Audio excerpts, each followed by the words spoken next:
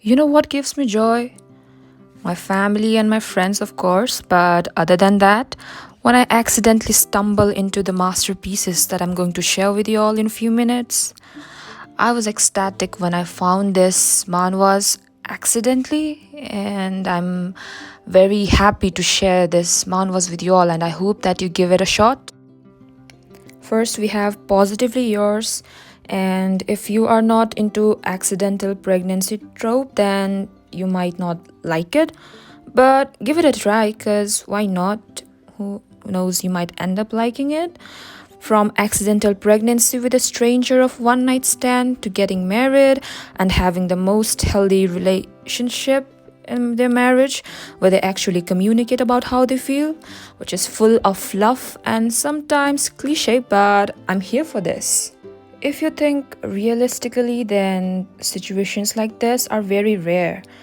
Like in real life, if things like this happen, then things would have taken a different turn.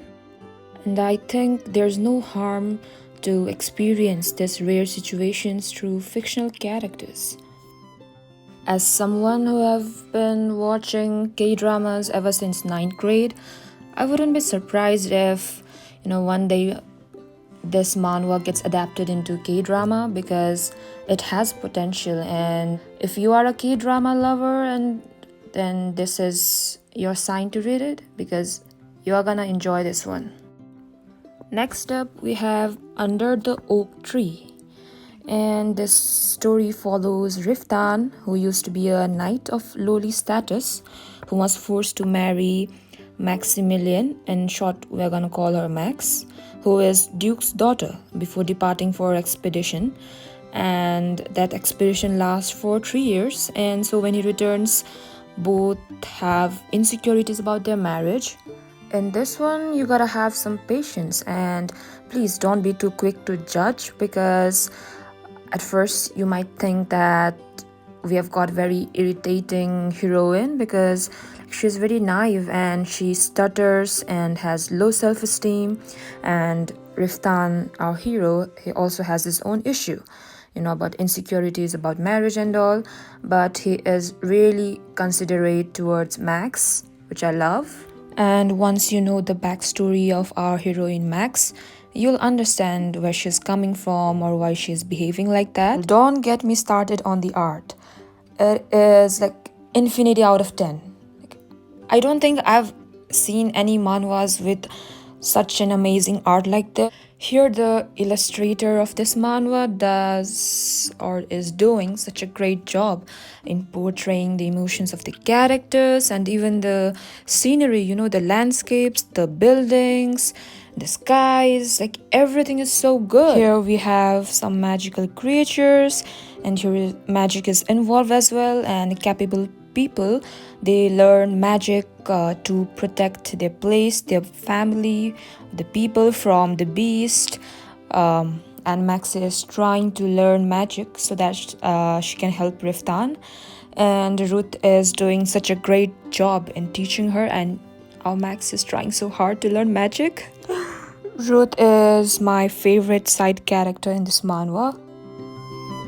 It is ongoing, like it's not completed, and we have, I think we have 40 plus chapters currently. And if you want, then you can check out the novel as well, because this manhwa is adapted from a novel actually. You can fight with me if you want, but I will say it loud and clear that they are the cutest couple in this manhwa world, and I love them so much. Next up, we have Pixel of Life. The story follows Hannah, who have lost her job after finding out her boyfriend has been cheating with her boss. That sucks. Okay, and after countless rejection, she gets a job in a small art gallery where her boss is her high school friend, or shall I say, her worst enemy. You know the saying, like, it is not what it looks like. And that this saying pretty much sums up this manhwa. Like, we have past relationships, hidden identity, betrayal, love, lots of twists which will keep you guessing till the end, and prepare a box of tissue because you are gonna cry, okay? Don't tell me I didn't warn you. Like I always say, please don't be quick to judge. At the very first few chapters, you might feel like, this is boring. I don't want to continue reading it, but please don't. Have faith in me. Like, there is a reason why I'm recommending this manhwa to you, and you will realize that by the time you'll end up finishing this one, like, it was worth giving a shot. This is me after I finished this manhwa. Next, we have Seasons of Blossom. So let me read you the summary, okay? Oh, to be young and in love. Oh, to be wild and carefree. The springtime of life is intense, tumultuous, and at times, oh, so confusing. Spring, summer, fall, and winter, love blossoms in all seasons. The story begins from spring, and at first, it may start off as a cliche high school romance, but man, it's portrayed in such a realistic and in depth that you can't help but you remember your own and be like, oh, those were the days, man. You know, the shyness, the hesitance, the friendships, the awkwardness of youth, the blushing face. We've got a little bit of drama, miscommunication, but in just the perfect amount that we need. And it is not gonna irritate you. It has humor at its best and some good secondhand embarrassment. And here comes the summer, or shall I say, a very cruel summer. So keep a box of tissue prepared. Because I cried like a river in this summer. Oh my god. Like, at least I did, I don't know about you. So, in this summer season, it deals with mental health issues like suicide, trauma, self loathing, and if you're sensitive to these things, then I advise you not to further continue this webtoon because, like, it's heavy. The mood and the vibe of the story, it changes from season to season. Like in spring, we have a light-hearted comedy and realistic high school romance, and in summer it transitions into a deep, dark, and heavy read. And we have like 2 more seasons left, that is fall and winter, which I think will be more darker because signs are there. And to me it felt like I am giving my heart to the artist and the illustrator of this manhwa, and like they can do whatever they want. They can make my heart flutter, they can make me happy, they can give me so much pain that would traumatize me for days, but I still don't regret picking up this manhwa. Next we have Solo Leveling, the most popular hyped manhwa in the internet, and it sure deserves the hype. I'm giving you a little bit introduction. The story follows Jin Woo Sung, who is E-rank hunter, the weakest hunter of all mankind, and when he enters a hidden double dungeon, he is given a chance to turn tables, and this is his journey from E-rank hunter to the strongest hunter in the world.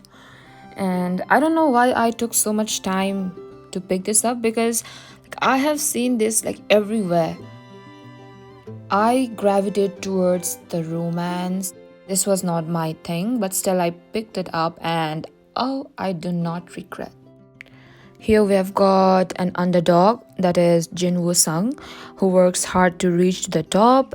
We have got action-packed fight scenes, like mysteries, unexpected plot twist with sprinkle of humors, and lots, like tons of side characters having depth. So if you haven't picked this manhwa, then this is your sign to read it. I assure you, you are gonna have a great time. Next we have Light and Shadow. Let me give you the summary or synopsis. It's a rude insult when a lowly and headstrong servant, Edna, comes to marry Duke Ellie instead of noble daughter he expected.